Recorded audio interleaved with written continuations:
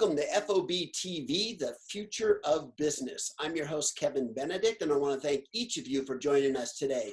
My guest is a colleague of mine, Frank Diana. Frank, thanks for joining us. Hey, well, thanks for doing this again with me. Yes, Frank is a managing partner and he's a futurist here at PCS, and I've learned so much from him. And I thought today would be an appropriate time to bring Frank back because everybody out there, especially if you're in a business leadership position, you're struggling with uncertainties, with unprecedented kind of situations of businesses. And I wanted Frank to bring his futurist hat and talk about how the discipline of being a futurist can assist businesses today.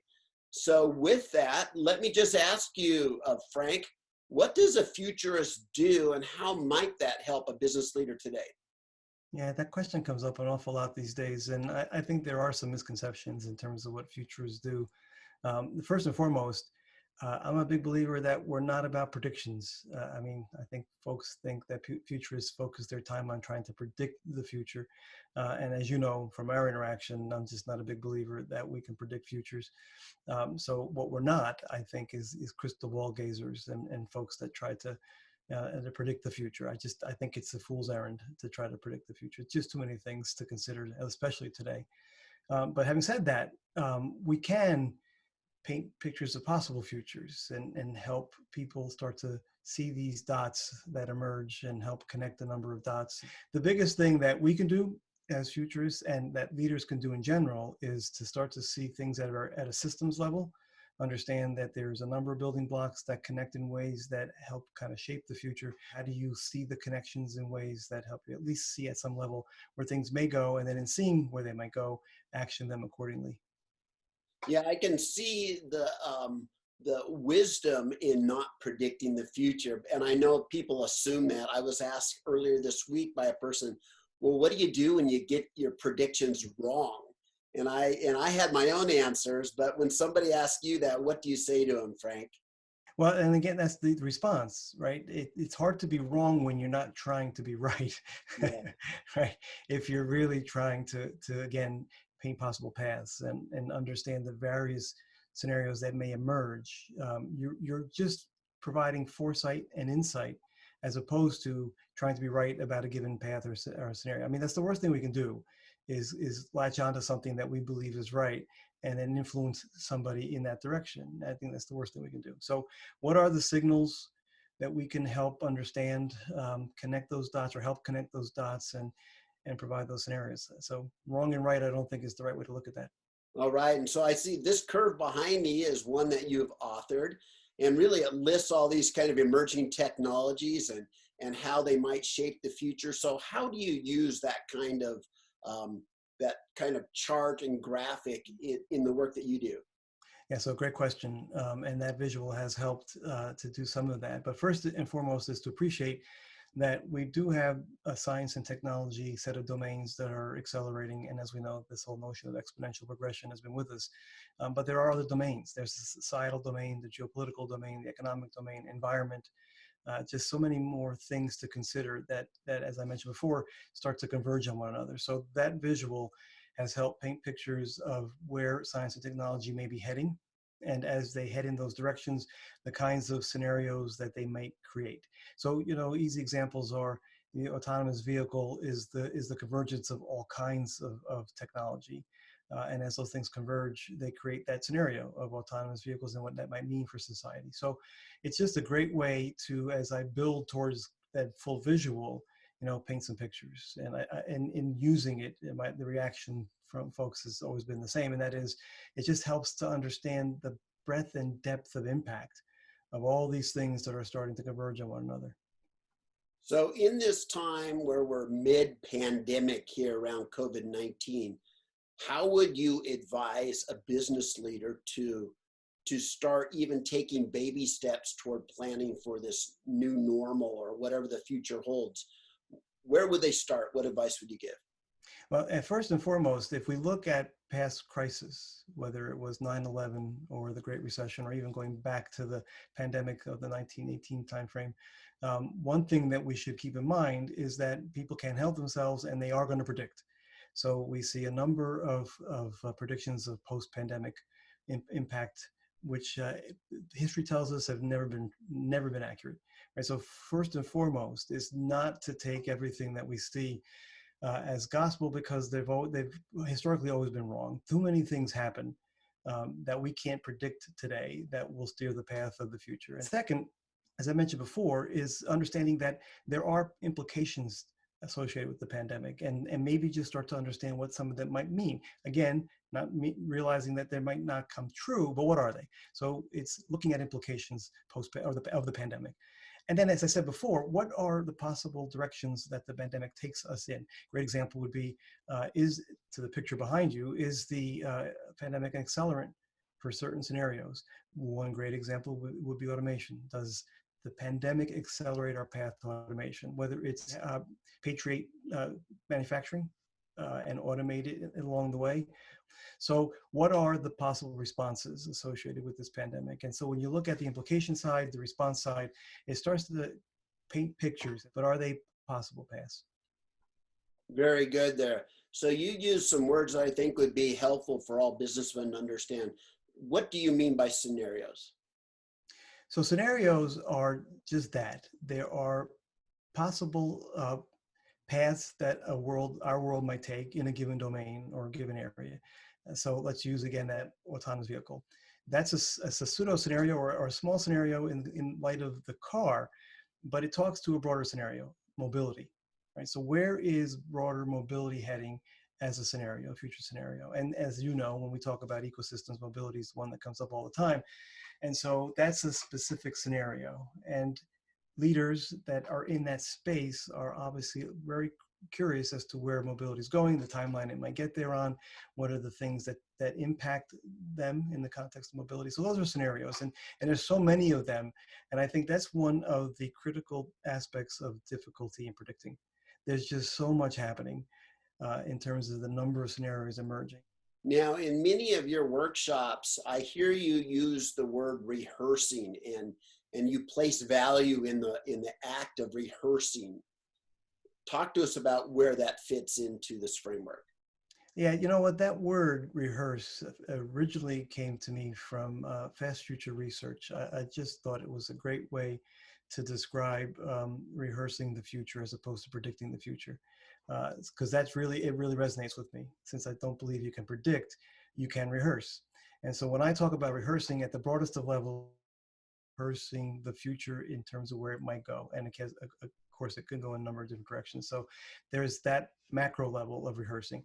At a more granular level, rehearsing is nothing more than experimenting. And so how do organizations and leaders experiment on an ongoing basis, consistent basis, in ways that help them determine where they need to go, where they should go? And so it could be design thinking at the front end, and ideation and prototyping or MVPs, all the things that we're used to talking about it. But I just don't like to think about it that way. I like the broader notion of rehearsing. And those things are all aspects of rehearsing, both macro and micro. Thanks for sharing that. So right over here, the word sense and respond. How do you use that when we're talking about the future?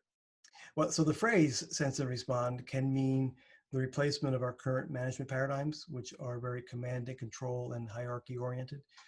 Instead of that management paradigm, a sense and respond paradigm says that we're nimbly operating in our environments or our ecosystems, that we're sensing stimuli as they occur, and we're responding in right time, whatever that looks like. So we think about the speed of business today.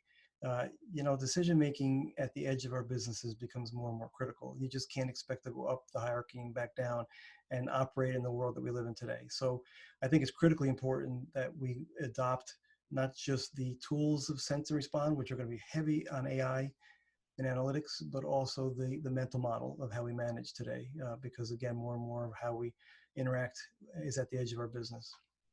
Can you imagine how different every business's business plan is today from the first weeks of January to now? I mean, their 2020 plan was just unveiled. They have their sales kickoff first part of January, and then the pandemic happened. Wow, you better be able to sense and respond or you're in trouble. The question that I know some futurists are asking is this: will this affect the way they think about strategy going forward, or is it business as usual when this crisis is over? And I think that's a critical question, because if we don't change the nature of strategic planning as a result of this, then we're flat-footed again when the next crisis happens. And that's a critical point. And so that's really the theme that TCS has gone to market with in this fiscal year, the notion of resilience and adaptability. And resilience and adaptability, sense to respond being one example of those things. It's the fabric of our businesses, but it's also how we think about strategy, right? The resilience and adaptability required even at the strategic level, allowing ourselves to iteratively plan, not, a year's worth of planning in one strategic plan, because I just don't think the world works that way anymore. Two other words that you use often when you're talking to business leaders are accelerators and implications. Talk to us about those two terms. Well, actually, there's three, because obstacles would be the other big term. As we think about scenarios, going back to the definition of scenarios, we always think about what might accelerate that scenario and what might pull it back in terms of obstacles. And of course, it's going to be both of those things no matter where we are. And then you look for markers that would indicate that it's an accelerant or it's now performing as an obstacle. And so the pandemic really is a great example of that. Will the pandemic accelerate certain things and act as obstacles to others? And of course, it's going to happen in both directions. So accelerants are exactly those things that speed up a given scenario. Obstacles slow it down. Implications, as I mentioned earlier, as you think about a scenario or an accelerant or an obstacle, what does it mean? How do I think about this in the context of my business, my organization, the government, et cetera? And as I said before, the response side of this is, there's always going to be a path. And so how the world responds to the pandemic is anybody's guess. But we know that there are micro responses already starting to happen. Absolutely. Now, some of the other things that I'm learning, especially since I've joined the Future Business team here and work alongside you, Frank, is you talk a lot about the ecosystem value chains and ecosystem thinking. Now, so all of your, the discipline of being a futurist seems to point to increased value and the emergence of these ecosystem frameworks and thinking. Talk to us about what you see and what you're, what you see emerging out there. Well, so at the highest of levels, it's as fundamental as a shift from the vertical orientation of our industries to the horizontal orientation of value creation capture in our current world. So if we think about just simple things again, and just how many different industries participate in creating value within that smart home or the smart city or any number of different scenarios, it's starting to get very clear that the boundaries across industries are blurring, and that these ecosystems are forming that represent value creation and capture across those industries. So that's the macro level view that says at some point in our future, our industries give way to more of an ecosystem organizing principle, if you will, for society.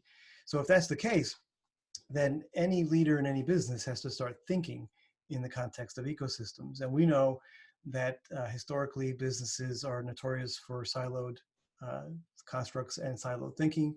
But collaborative cross-stakeholder thinking is really what's necessary to survive in a world of ecosystems. So it's not just, the construct itself, but it's the mental models that drive our thinking and how we have to change those mental models to survive in a world that I think will really be dominated by these ecosystems. Can you give us a couple examples of ecosystems so we can wrap our minds around that, Frank?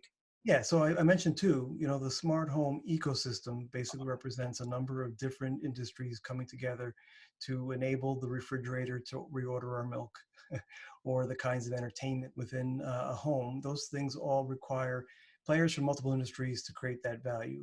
The smart city is a really big one because so many different industries come together to enable the smart cities of the future. And so those are great examples. But the one that gets the most, or the relevance, or people get the aha moment, if you will, is mobility. Because when you think about the autonomous vehicle, and what it's likely to do in the future. Yes, it's going to get us from point A to point B, but it could be the office on wheels, because we'll do our meetings from within the vehicle. So many different scenarios emerging that represent value within the context of the vehicle, that you can clearly see that it takes a number of stakeholders to come together to create that platform, that value. So those are some really good examples. So the wellness ecosystem is another great example, as healthcare morphs into more of a wellness platform versus preventative versus treatment. I just saw an interesting example of an ecosystem play yesterday, where airlines were looking to partner and offer basically a disinfectant package to take on a plane with you. And it would have branded, Lysol wipes, and it would have masks, and it would have, you name it, all in a package on an airline. And so you see these partnerships across industry, from consumer packaged goods companies to travel companies selling a package together in partnership. Yeah, I thought that was interesting. Another great example. And I try not to use words like partnership, and only because they have a specific meaning in an older context, right? A partner or a vendor or a supplier. Whereas in an ecosystem context, the stakeholders that are really interacting with you, it's a very much a win-win kind of scenario, or at least it needs to be in ecosystem speak or context. So, I think words are impactful. And as you try to change mental models and mindsets, just using different words that don't have a meaning or a preconceived notion with them, I think is important. Fascinating. Frank, I want to thank you for joining us today. If you aren't already following Frank Diana, I would suggest following him on LinkedIn, or going to his blog, Reimagining the Future, and following, and you'll learn a lot more. Thank you very much. And I want to thank all of you for joining us.